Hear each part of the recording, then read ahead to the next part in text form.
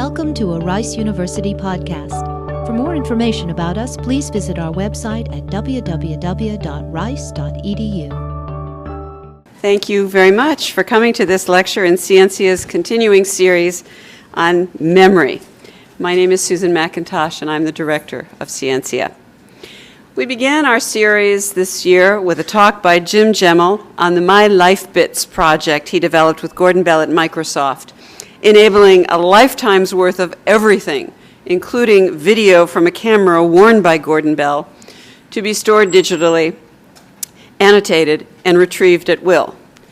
The questions that this project raised in the minds of some audience members, such as, is it really desirable to capture everything that happens, even if gigabyte storage capabilities allow you to? And what kind of system enables you to recall and access the information you want to see?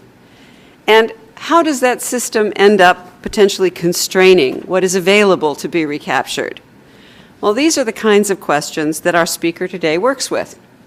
His work on memory practices in the science serves as a counterpoint to Jim Gemmell's vision of ubiquitous memory, reminding us of the centrality of what and how we choose to forget, and the role of practices such as classification in both remembering and forgetting in the sciences as elsewhere. It is a tremendous pleasure to have Dr. Geoffrey Bowker here today. He is Executive Director, Regis and Diane McKenna Professor of the Center for Science, Technology, and Society at Santa Clara University. He received his doctorate in the History and Philosophy of Science from the University of Melbourne.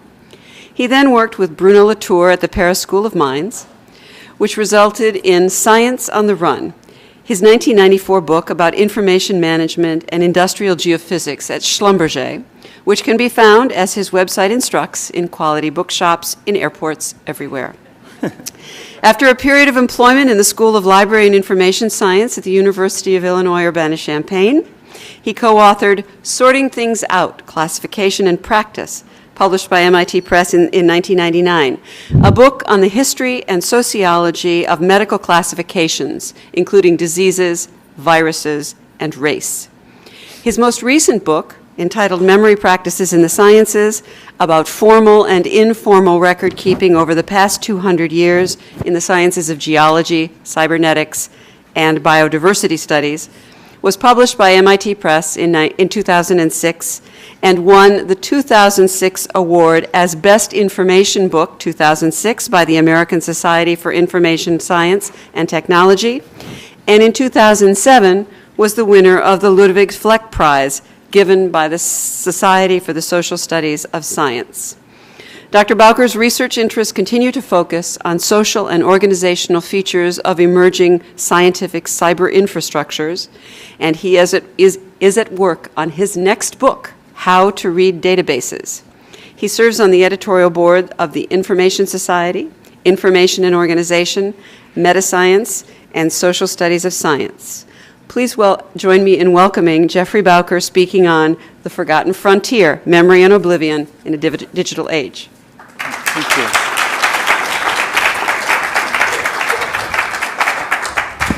Oh, what a lovely introduction. Thank you so much. I'm going to start with an obscure reference. It's as good a place to start as any.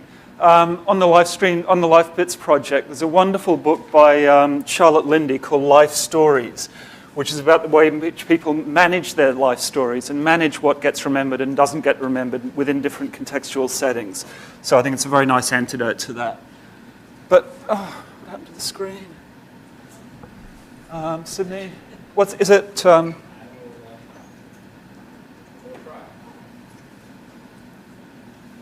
Screen just, yes, I got it.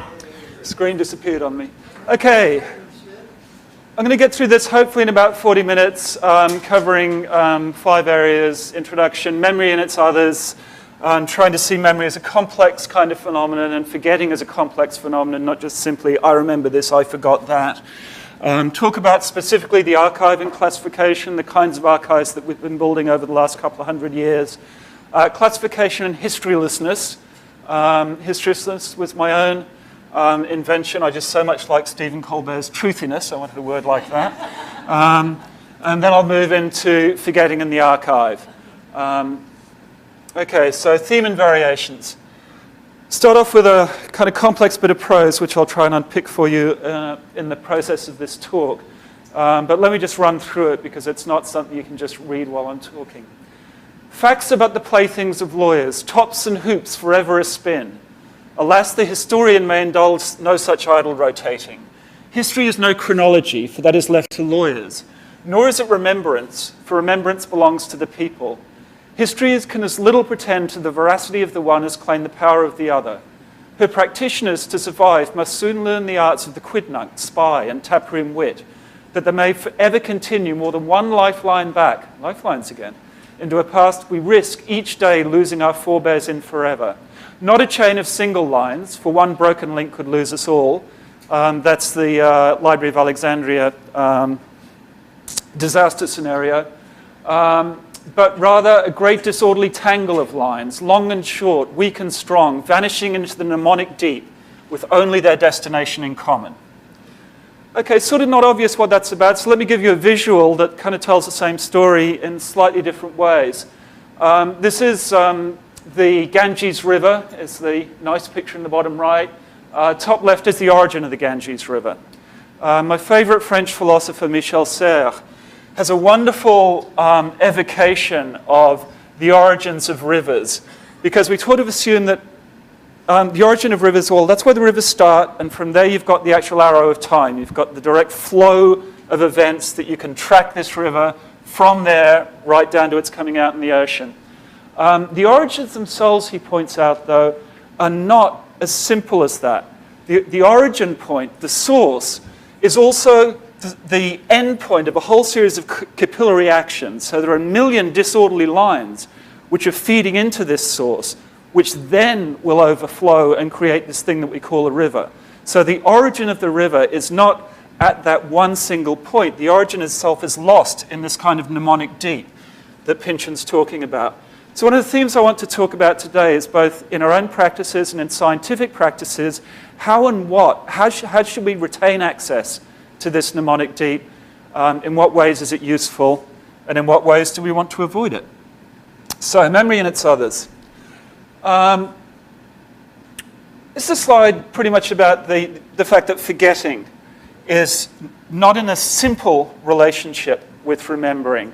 The quote's from Yerushalmi, great Jewish historiographer, wrote a wonderful book called Zachor, which is the exhortation to remember. Is it possible that the antonym of forgetting is not remembering, but justice? This is a theme that Todorov has explored really beautifully lately in a book called The Abuses of Memory, and talking about the fact that we shouldn't necessarily have to go back to remember all the traumas of the past and all the injustices of the past. That's not a useful form of memory.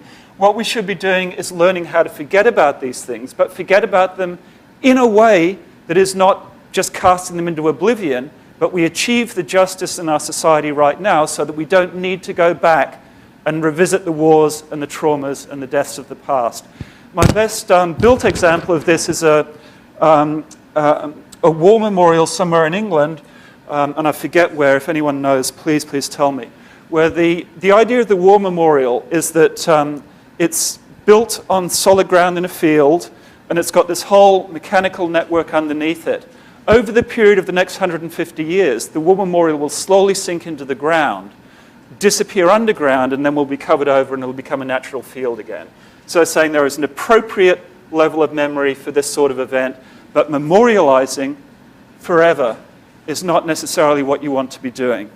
We're very much in a memorial culture. Actually, no particular point to this slide, but I love the fact that St Edmundbury's Borough Council is doing a test of failed memorials at the Borough Cemetery and questions about what to do if your memorial is sinking. So we have very much a memorial kind of memory. We memorialize ourselves and our own family trees. Here's a genealogical tree of the Gordon family from about the 10th century to the present. Just at a wonderful conference in Berlin about the paradoxes of genealogy, and it's really what exactly do you choose to remember in a genealogical history? Because if we go back far enough, frankly, half of us in the room are related to Attila the Hun. You go back several generations before that, and really, we're all one big happy family. So genealogy is trying to create a memorial specificity, and which is rooted in the past and which comes forward to the present, but it's not that easy a thing. We often think about our own intellectual lives that way too, as if there were single points of origin. And we structure the origin stories that we tell very much the same way as we structure the genealogical tree, and as I'll talk about a little bit later, the tree of life. This is, again, a memorializing practice which has been carried out by a computing lab in Germany. They want to put themselves back to David Hilbert, the great mathematician from the turn of the 20th century. So Hilbert is the root of the tree, and then we can follow the genealogies, the apostolic succession, so that we recognize that the people working in the lab today are true disciples, true followers of the Hilbert tradition, as if there were single ways of describing the way in which knowledge flows over time. Memory practices themselves are much richer than that, are much richer in our daily lives, apart from the act of memorializing.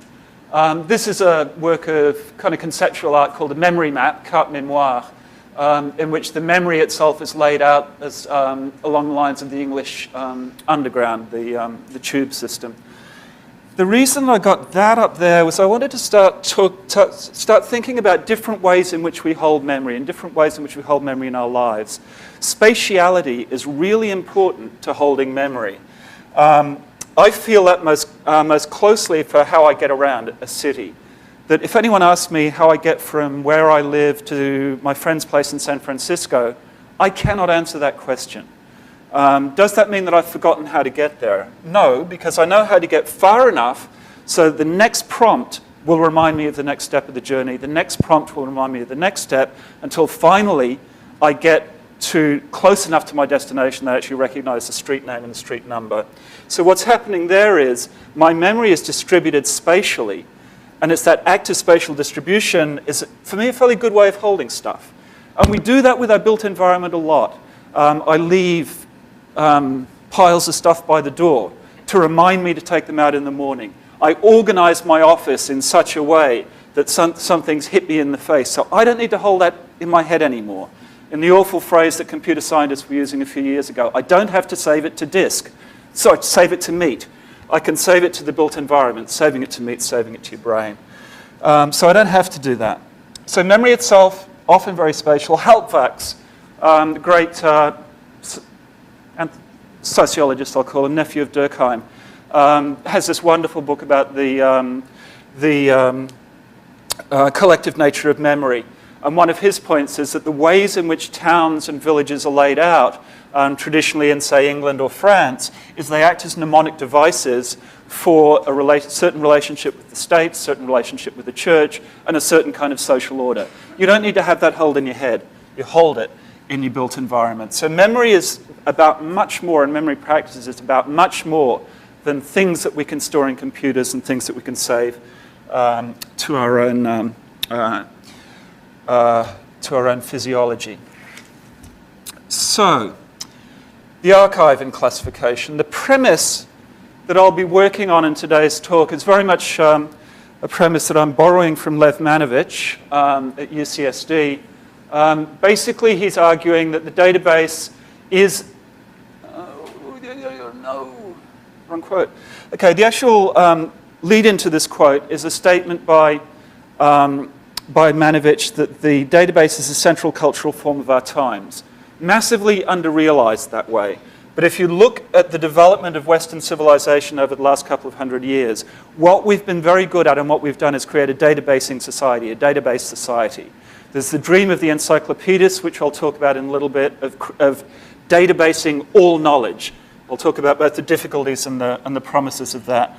And there's also the databasing information about each other, the rise of statistics. Statistics, the science of the state. What information did the government need to start databasing in order to govern a highly complex emergent industrial society? So databasing has been with us for a couple of hundred years. Again, it's not something which is computer-related alone. What's interesting about databases and understanding databases, that then leads into this quote directly. As a cultural form, it represents the world as a list of items and then asks you to conjure a story out of it. So it's kind of the opposite of trying to analyze a bit of linear narrative.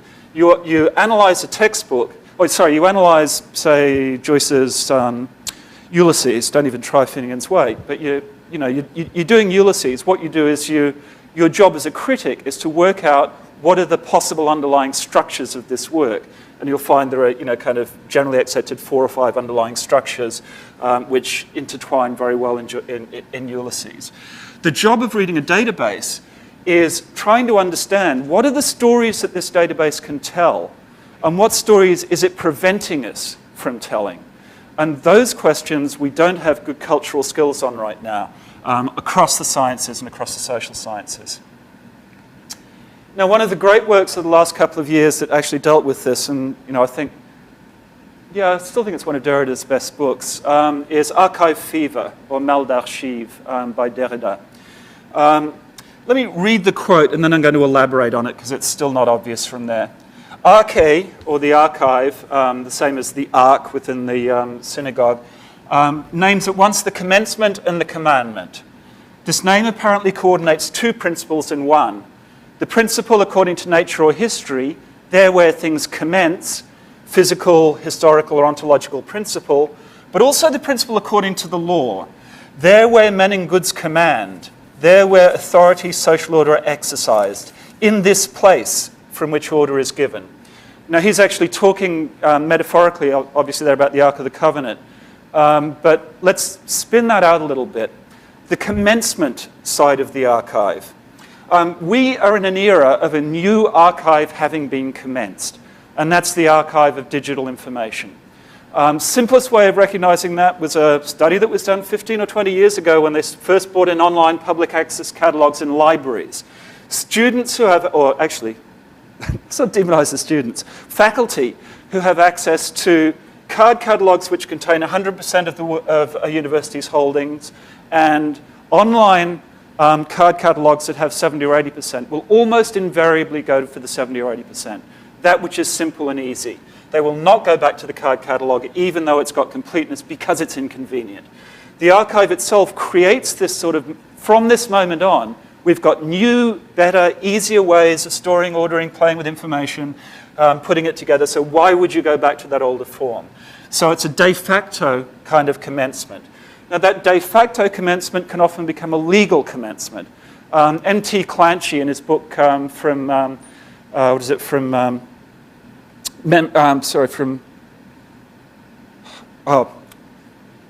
to trip over the title of the book, but it's a book about the move in the 10th to 12th century in Europe to move across from oral culture and trusting oral witnesses as the best trusted witnesses to trusting the written document.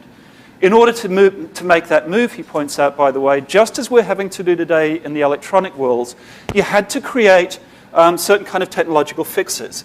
The technological fix that really guaranteed it for the document was way simple. The old problem with documents was that you could forge them.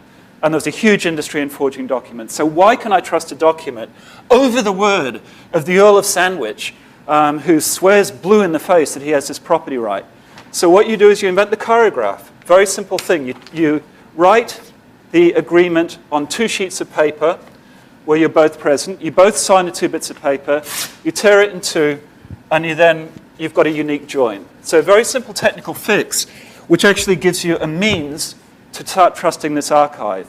That archive, that written record, became the only way in which property rights could be adjudicated in Britain from the 3rd of September, 1189, is the date that Clancy gives. So there's this moment of commencement there which has a legal force. Now, commandment. In what sense do archives command?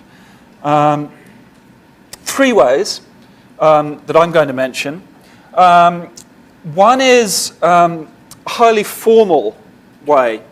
I cannot publish in a medical journal, I cannot work as a public health official, as an epidemiologist, without using the International Classification of Diseases, which has been adopted by the World Health Organization worldwide. Gives you the list of causes of death, which is basically mandated worldwide. That's how we hold information about disease.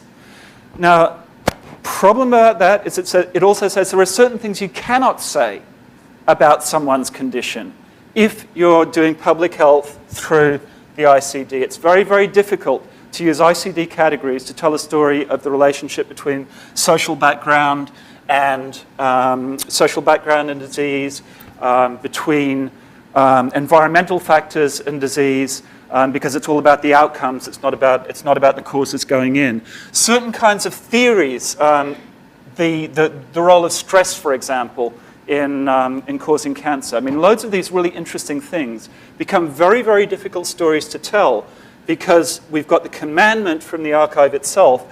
This is the way in which you're going to organize your knowledge. Now, think of I use the ICD because that's the more difficult case, and I can give you some more examples on that, but think of the easy case. The DSM, the Diagnostic and Statistical Manual, which is the manual for psychiatric disorders. It's a huge problem for Freudians because they don't recognize themselves in that. It's basically the neuroscience hierarchy took over the classification of mental disorders. Now, what's wrong with that? What's wrong with that? Well, the difficulty is you cannot get reimbursement for any kind of psychological treatment, psychiatric treatment, unless you have a DSM category attached to it. So many Freudian therapists that I know actually play this kind of shell game where they're assigning DSM categories that they don't believe in, but they have to define at least one in order to get the reimbursement. That's the command nature of it. The worst side of that is it actually kind of comes back on itself, because then the knowledge that the psychiatric community can actually generate, it can only generate knowledge which has been built within that classification system. So the classification system which has been commanded at the start of the archive is becoming more and more true over time, because that's where all our resources are going, that's where all our energy is going, that's the only way in which we're allowed to describe the world. So the archive is not only a commencement, it's also a very, very powerful accent in the world. Text. Okay. So over the last 200 years then, we've had this image that somehow we were going to store all of knowledge of all people all of the time. That's the great Grail, and I'm just going to run through a couple of quick Grail slides here. Babbage is a really interesting one in this case. He wanted that higher homage, alike independent of space and time, which their memory shall forever receive from the good and gifted of all countries and all ages. So he was seeking for a kind of immortality there, partly because he was such a heavily disliked person in his own neighborhood. He was so disliked that buskers used to come outside his house at 2 or 3 in the morning and start playing very loud band music because he used to complain about local musicians. So Babbage is one who actually from both sides comes out with this idea of the complete record. Babbage, I'm assuming you know who Babbage is. He's the person who gave us the difference engine and the analytic engine, the kind of prototypes of the first computers. He also, by the way, had an extremely weird theory, recognized as weird at that time, that the air itself was a perfect library. So if we had a sufficiently good hearing trumpet, which was the technology he's talking about in those days, you could hear the Sermon on the Mount. So he had this kind of idea, this dream of perfect knowledge. What's interesting about the latter, by the way, is that he knew it was scientifically false. He'd been told by very close friends and physicists that this was not possible, but he still went ahead and pushed it. So this dream of perfect knowledge. Dream of perfect knowledge continues during the 19th century with the development of the great technological advance there, which is totally under-recognized as the file folder, where you're actually able to store information chronologically and by subject. Joanne Yates has written beautifully about this in Control Through Communication. But as you see, this is a form of knowledge which is not necessarily all that easy to get hold of. That's why the final scene of Indiana Jones and the Holy Grail shows the Holy Grail being buried in a whole series of archive boxes in the Carnegie Institution. We move then into the 20th century. Top left there, that's Paul Otway. He had an electromechanical scheme for storing all of the world's knowledge, using basically a prototype hypertext system. This has been written about by Mike Buckland and Boyd Raywood. and folks who are doing history of the documentalists. Hundreds and hundreds of thousands of little snippets of information which then have very complex index systems attached to them, which would then allow you to store and collate the world's knowledge. That was the dream of, somewhat fascist dream, by the way, of H.G. Wells in 1929, when he comes out with the book The World Brain. The idea of the world brain is we will have phalanxes of scientists and engineers getting the world's knowledge all together, and then the technocracy will be able to take that and produce a kind of decent way of running society. And then finally, the one you're more likely to recognize, actually, Memex. That's Vannevar Bush's original contraption. Again, an electromechanical contraption where you store little bits of information and use a kind of proto-hypertext in order to navigate around it. Still not gone away today. We've still got the semantic web today. The claim in Psych is that we are going to produce a complete ontology of the world, and that complete ontology of the world into things, inanimate things, individuals, down to physical objects and agents, right down to my Uncle Fred. Everything is going to be there in this single ontological classification. Now, it's a dream. It's been a failed dream for 200 years. This is exactly that same failed dream. The reason that it fails is quite simple. Well, there are many reasons it fails, but let me give you one. One of the things scientists do when they do good work is they change ontologies. They change the objects with which you people the world, and they change your understanding of the relationship between those objects. So the idea that you can somehow fix an ontology now, which is going to provide a good enough base to do really, really intelligent things with the web with, to the extent to which that's premised on a single universal ontology which is going to last forever, it's exactly the same vision as Babbage, as Wells, as Ottley, and all those good people. It's that drive to database which is actually really interesting. And that drive to database travels between the sciences, the governmental practice, and the arts. This is actually from a, should be for academics, but this is a barcode that was being used in the 1980s for folks at an old folks' home in England. Conversation, expression of odd ideas. Virtually all conversation is appropriate. I already have my classification. But I'll let you see if you can see yourselves there. But this sort of technology does travel. I mean, that's part of the difficulty with the way in which we think and write about archives and memory practices, is that we assume there's a separate history to be told in the sciences and the natural sciences from the story we tell in government, from the story we tell in another field. And in fact, there's a lot of similarity of technology all the way across. One of the great things right now in biology is barcoding sections of the gene, so that you can just have a handheld reader. You'd put the specimen in, it would read off a particular chunk of gene, and that would give you an automatic species designation. Very, very helpful if you're going to do biodiversity research around the world. It means that someone who doesn't know all the signs of a species can actually recognize them. Works very well for fauna, and I think it's problematic for flora at the moment. Point is, technologies travel, and these archival technologies better than any others. There's a wonderful book by Patrick Tour called La Raison Classificatoire, Classificatory Reason, which is about the origin of genealogical classification, so classification by origin in the 19th century, and the way that spread across the disciplines, from mineralogy to linguistics to obviously the theory of evolution. Once you've got a good trick like that, a good kind of archival practice, it does tend to spread through some fairly odd ways. All right, classification. So we have an archive which is, one way or another, built on a kind of classification system. So what's right and what's wrong with that picture? Let's go back, first of all, to the encyclopedists. The dream of the encyclopedists was to remember all of knowledge, to store all of human knowledge.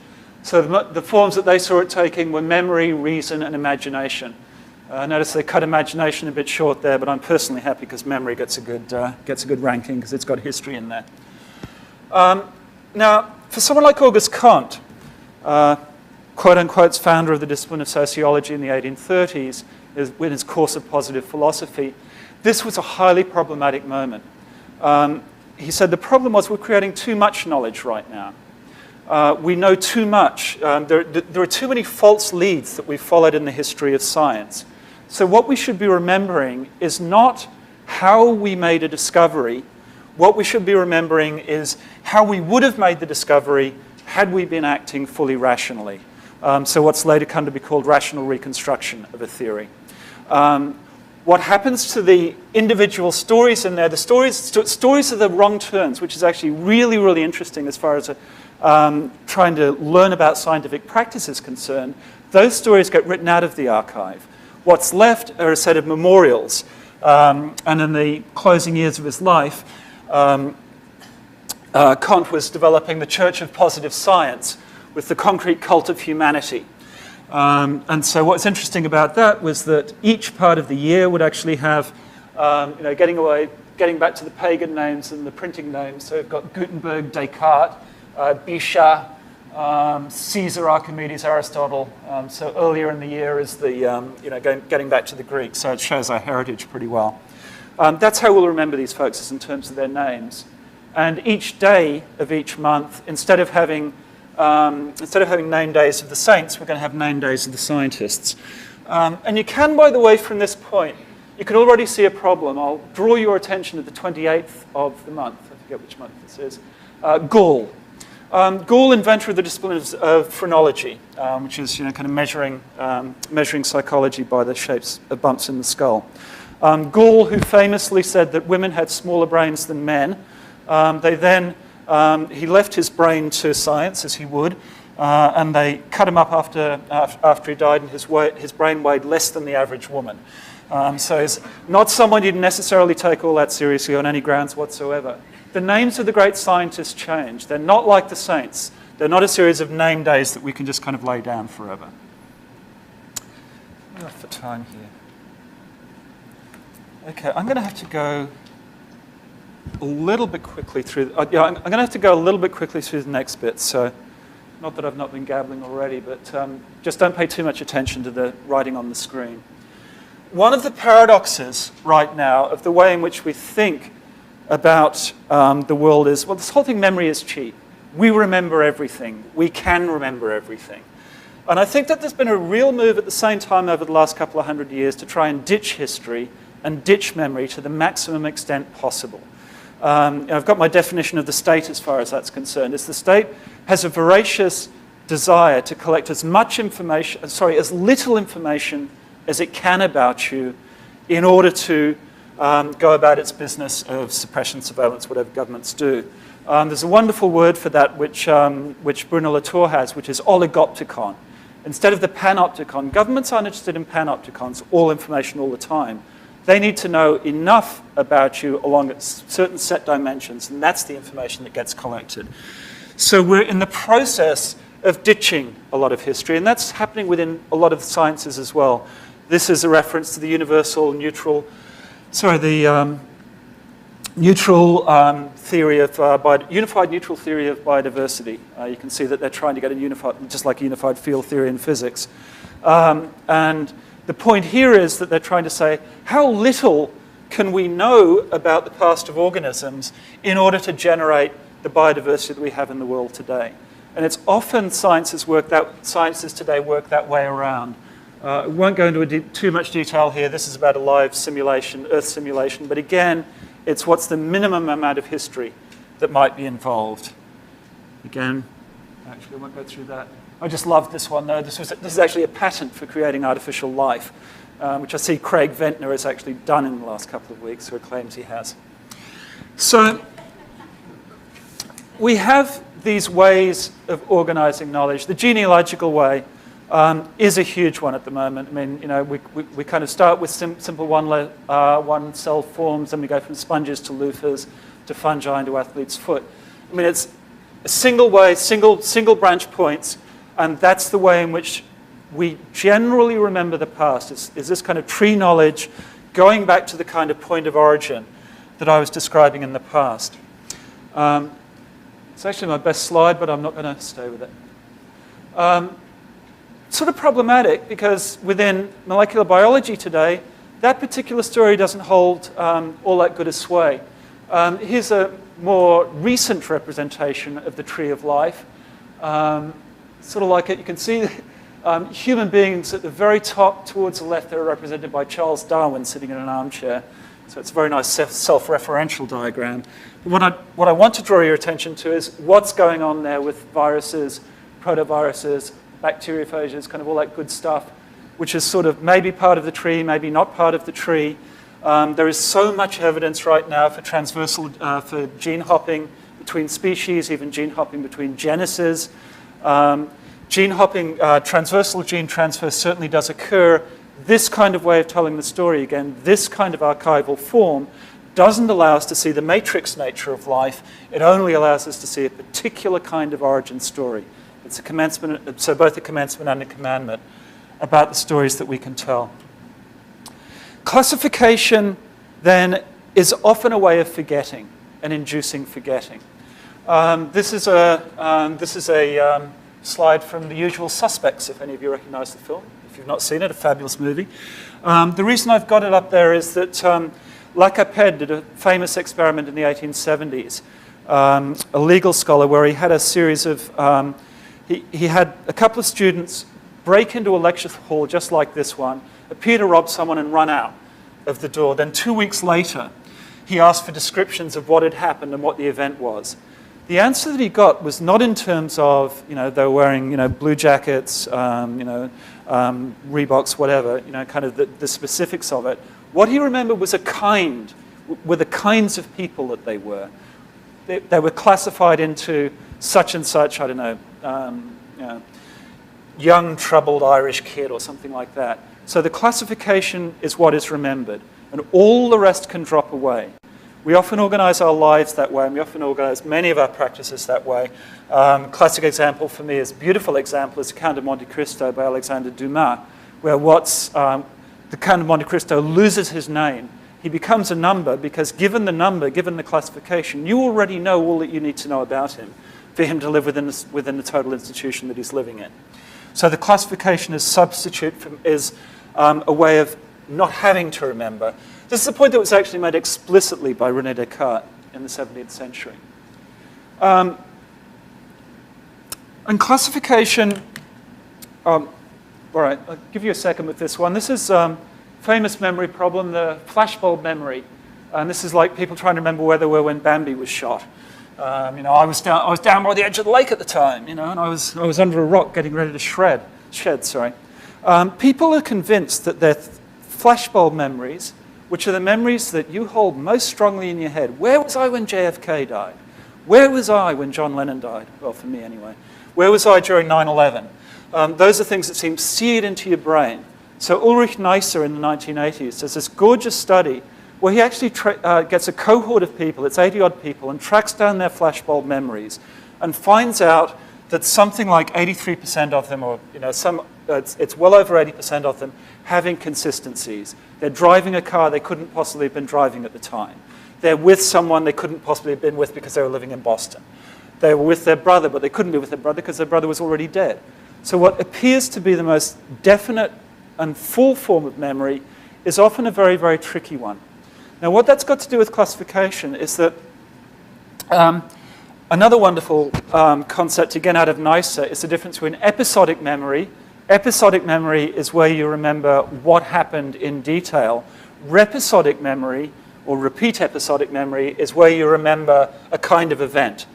So the classic example was John Dean's so-called eidetic memory at the time of the Watergate conspiracy. Dean claimed he could remember exactly every word in every conversation. They then got the Watergate tapes, minus the famous 18 minutes, and discovered that he wasn't remembering particular occasions. He was grouping them together in his own sort of classification system and telling a story which was true over the set of events that he was describing, but which did not describe one specific event. So the way in which we store stuff gives us very good ways to forget. Now, I do want to leave some good time for questions and discussion, so let me wrap up relatively quickly. So forgetting's important. Forgetting is massively under-theorized. One of my favorite acts, for example, and as I've found no historical work on this, is the Act of Oblivion in 1647. This is after the English Revolution. English society is in a total mess, as it always is. The king comes back on the throne. King says, okay, you shall not talk about the English Revolution. You shall not talk about the period 1640 to 1660. It shall be cast into oblivion. These acts of oblivion actually have relatively long histories. After the civil war in Athens in 360 BC, maybe a bit before that, there was a similar act of oblivion that was passed saying, you shall not talk about the recent troubles between us. Now, the point about that is it's actually very effective. From clinical psychology today, if I say something stupid, and try this at home, please, I'll be interested in the results. You say something really, really stupid, then you say, forget I said that. It's got a very good chance that people will forget you said it. You can legislate oblivion. You can legislate forgetting. Actually, Tom Mullaney from the archaeological angle at Stanford is doing some fabulous work on disappearance. How do people forget that there was a huge urban agglomeration just next door? How do these whole sites disappear? How did we forget how Stonehenge works? But forgetting does happen. Forgetting is happening right now, a lot on the web. I just like this one. I'll just go back to the end because we got to, yeah, that's right. Our users want the world to be as clean, simple, as accessible as the Google homepage itself. Soon it will be. The new project, dubbed Google Purge, will join such popular services as Google Images, Google News, Google Maps, which catalogs blah, blah, blah. As part of Purge's first phase, executives will destroy all copyrighted materials that cannot be searched by Google. Now, in a sense, obviously that's playful, but in a sense that's exactly what Google is already doing. It's doing to it as it's Googling our world for us. If it's not available on Google, it probably doesn't exist. So it's a very strong element of truth to it. I am going to zip over. You're going to miss me riffing about why I love Marcel Proust, but I do encourage you to look at the cartoon in the bottom left. This is Proust in hell. Problems of having too good a memory. There's nothing to eat but madeleines every day, but you love madeleines. And that's, I'll be happy to follow up with anyone else to talk about this later. It's a palimpsest, and Proust has some very interesting things to say about memory in terms of palimpsests. But I want to close with the ESA Shrine, and I have facts and figures, usually for myself. ESA Shrine in Japan, arguably one of the oldest buildings in the world, doesn't look like it. It's first built in around 4 BC is the canonical time given for its creation. That looks pretty modern, doesn't it? Doesn't look like 2,000-year-old wood. What happens is that every 20 years, the priests at the ESA Shrine take down the old one, and that's the old one you can see in the top, and they rebuild. They rebuild it precisely the same way, using the same techniques in the bottom one. They're going to destroy that top one. The next time this is going to happen is the year 2013. If you want to set your dates for going to Japan for that, it should be fabulous. But the point I want to make about this and finish with it is there are other ways of holding archives. We do not have to memorialize the past in order to create some good records from the past. What's great about this example is that we're not kind of trying to paste together not a useless, but a building like the Acropolis, which is falling apart. What we're doing is we're preserving the techniques by which something like the Acropolis is built. So we're able to get a very good transmission of techniques. We're rotten in the West about transmission of techniques. History of technology, I can give you a number of examples of technologies we can no longer build because we don't transmit techniques. That actually comes right back to the point of really understanding science and scientific practice and why we need to understand all the false turns as well as the good turns, because it's not really interesting how scientists got there in a rational, reconstructed fashion. What's really interesting is how did the scientists look at the world, what was their cultural, social, organizational, and political setting, and how did that help shape the way in which they produced this kind of way of understanding the world. So I think I'll finish there. Thank you.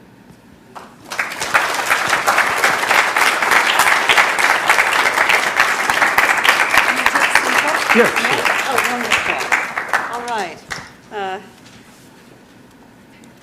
Well, thank you, Jeff. There was just a tremendous amount in there, and I have no doubt that there will be questions. Would you, if you have a question, put up your hand, and we will come and bring a microphone to you because this is being taped, and we have to be able to hear you. Okay? Yes, you will be webcast if you have a question.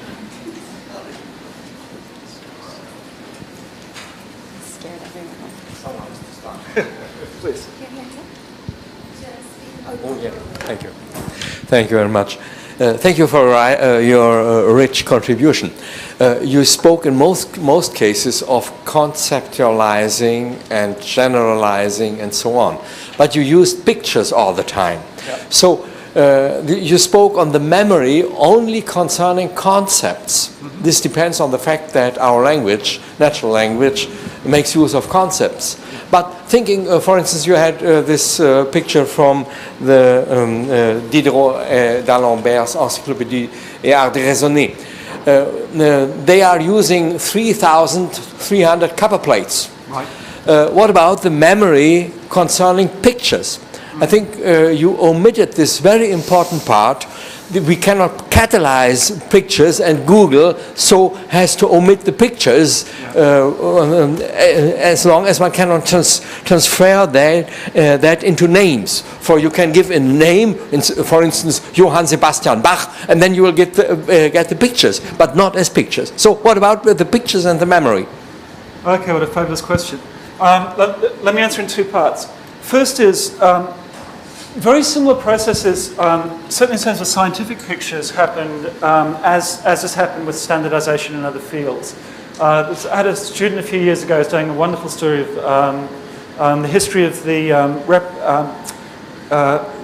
illustrations of insects from about the 17th century onwards and the way these became standardized. So Dürer, for example, has a great picture of a stag beetle. And almost every scientific text for the next couple of hundred years has the same view of the stag beetle, even if it's not the same painting. I mean, that's the angle at which you view stag beetles from. So we do get these very standardized kind of pictures being built up. So pictures themselves are not a kind of fully fluid category. On the other hand, what you're drawing attention to is the fact that it's very, very easy right now to create metadata, what's called metadata, out of words. And it's enormously expensive and difficult to do it with pictures. Essentially, what you need to do is you need to get someone going in there by hand and saying, you know, this is a red this is that, this is that, this is that. It's a sort of thing that they play with a lot, and there's a huge amount of work that's being done on it. But unless it can be automated in some way that you can automate text, it's going to be a very much slower process. Yeah, pictures are way important.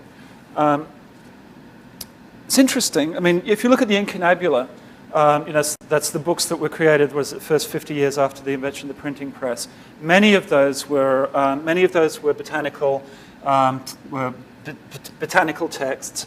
A number of them, some of the first paperbacks, pocketbooks you'd see, were actually field naturalist notebooks, and they had a lot of illustration. You know, it's always been it's been a really, really strong tradition. Okay, while I'm on, let me just digress 1 second. What I love about that is that Linnaeus, for example, Linnaeus created the number of Genesis that he did in the world because he wanted a number of Genesis that people could remember in their head when they went out on a field trip. So he said, if I create too many, people won't be able to remember them. So he actually very much had memory in mind as he was creating his classification system. There's a lot more to say about that. But yeah, the visual is, yeah. I'm not going to give you a good answer on the visual because it's such a way interesting problem. There's a lot of study being done right now on retrieving sound, you know, by the same logic. You know, what could happen, you know, if you could just whistle a few bars of this, you know, then you could uncover any song that used it, you know, that kind of equivalent. And I know folks who've been working in that area. I've not seen anything, and someone else in the audience may have, which is actually, which I'd consider particularly promising. But you remind me as well, and this is, all right, last point, because I do tend to go on. I'm reading this marvelous book right now, which is about the history of Greek geometry and the relationship between diagram and text in Greek geometry. One of the problems there is that the ancient Greek diagrams are completely lost. we've got the medieval and the Arab sort of pictures of what they might have been like. So we have to kind of reverse engineer it and build up the diagram from the text. What's interesting about that process is there's a whole lot of information which is held in the diagrams which is not there in the text. And the diagrams are doing some very powerful work as far as the mathematics is concerned. And there's been a changing relationship between visual arguments and deductive arguments in mathematics over the last couple of millennia. So diagrams and pictures should be seen as really, really, really powerful parts of this memory transmission. There was a wonderful thesis done a few years ago about the role of diagrams in science textbooks. And like these silly diagrams that you see with the nucleus in the middle, and then you've got the electrons like planets going around it. And the point that was being made is that those diagrams actually have a huge impact on the imaginary of the scientists of the next generation. So rather than see these as impoverished bits, they're actually very powerful actors within the history of science. So, yeah, that's right. It's a way interesting area.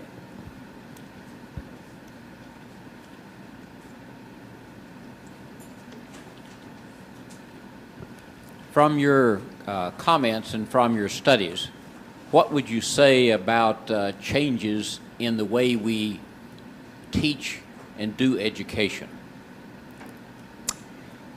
Okay, let me give you a slightly long answer to that.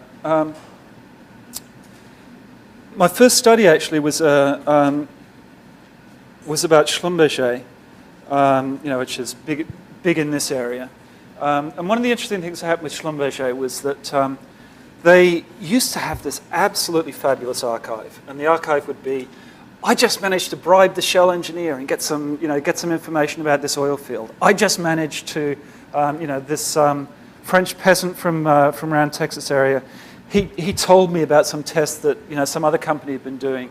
So they were doing all of this kind of weird stuff, and then they were also doing their scientific developments, which enabled them to really map an oil field very well.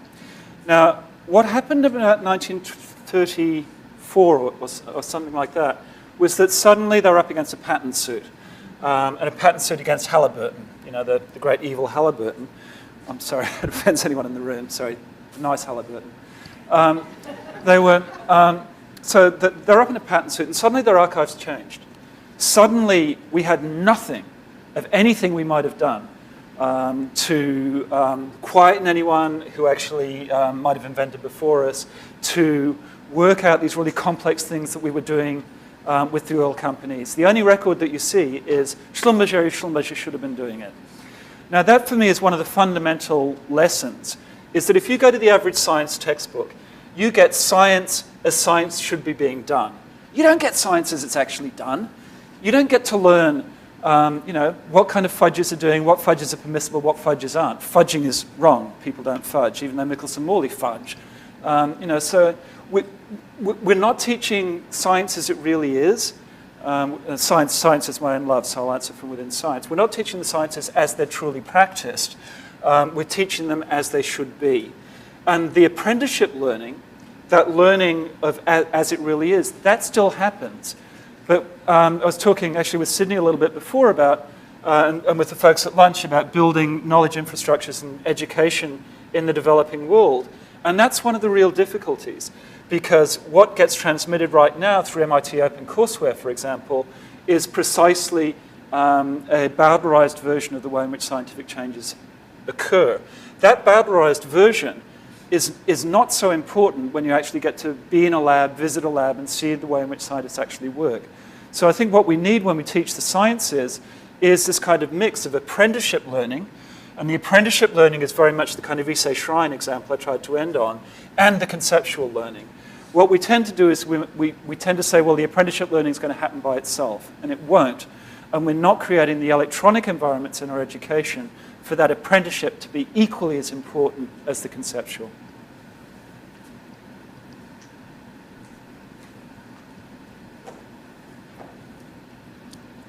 Well, I'd like to follow up on the point you just made, and that is even the scientific literature tends to suppress how ideas are made. In other words, it's sort of a no-no to publish a paper and say you were in a bar and you're talking to somebody, blah, blah, blah. Yeah. And mathematics is sort of the epitome of this one. It's almost lifeless. It's supposed to be entirely deductive. Yeah, it's so interesting that, I mean, the conceptualization used around that is, just the whole idea of speaking truth to power. That we're so scared of, we've set up the archival mechanism. I mean, the so-called archives of the exact sciences is exactly what they were called in the 19th century. We've set up this so-called archival literature, and the form of the archival literature is that it will lose anything around its social, cultural, and whatever settings. A process that, what's his name, Latour calls the deletion of the modalities, which is common across it. So all the kind of specificities of where you are drop away, and so the only acceptable prose is prose which works that way. I think that's highly problematic, and I don't see it going away soon, but it's absolutely still there.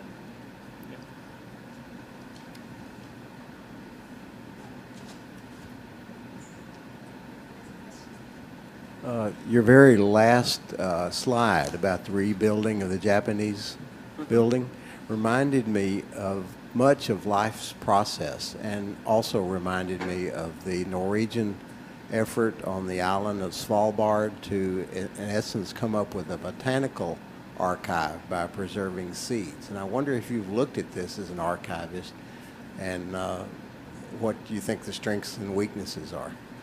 I don't know the particular Norwegian example, but let me talk a little bit about that theme.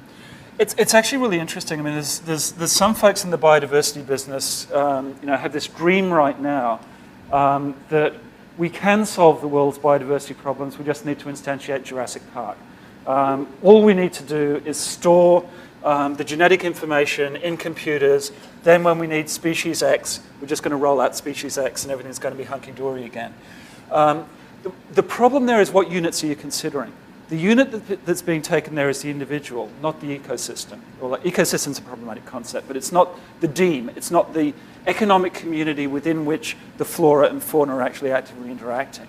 Rolling out a specific species, like rolling out, I don't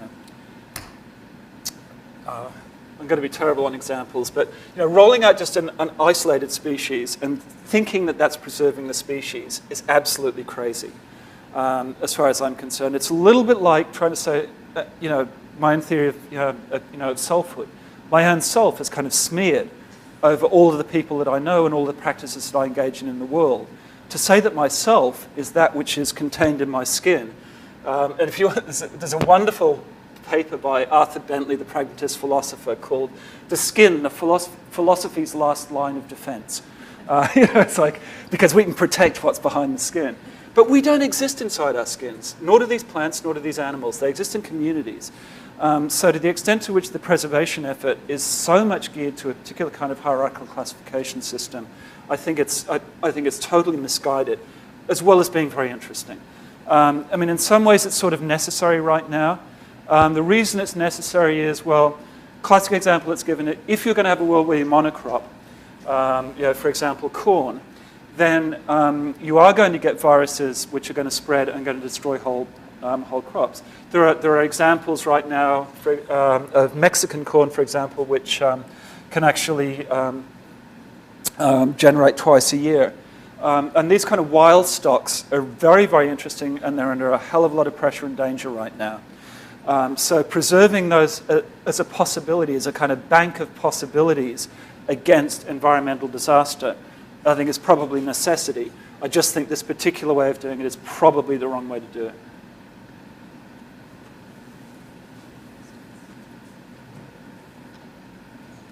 Well, if there are no other questions, this is on, then I will just thank Geoffrey Bowker for a wonderful and extremely rich talk.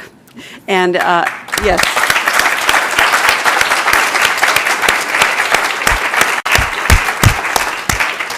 And I do want to thank you all for coming. I want to invite you to join us outside for a reception where you can continue the conversation.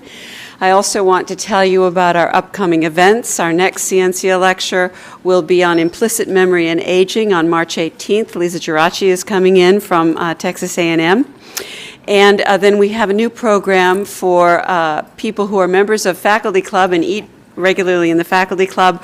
We have a new lunchtime program called Table Talk, Rice People Talking with Rice People over lunch. And we have faculty members who very informally, without preamble or introduction, just speak for 15 or 20 minutes on what they do. And on Tuesday, March 25th is our first one, and Randy Hewlett is going to be speaking. He works on atoms at temperatures as low as a few nanokelvin, where strange and fascinating effects of quantum mechanics dominate. So if you would like to meet your fellow faculty members and hear the kinds of work that they're doing that you may have always wondered about, we're giving you an opportunity to do so. So hope to see you at other Scientia events in the future, and thank you again.